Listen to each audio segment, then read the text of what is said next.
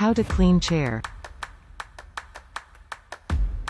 Clean stains right away. The longer you wait, the harder they are going to be to remove.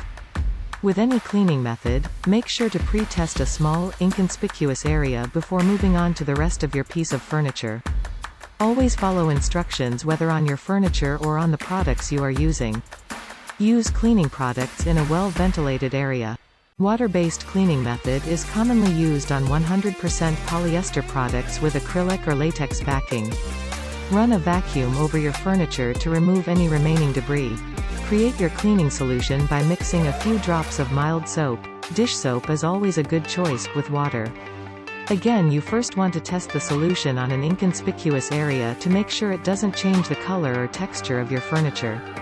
If the solution looks good after your test spot dries, you can then apply it to the rest of the piece.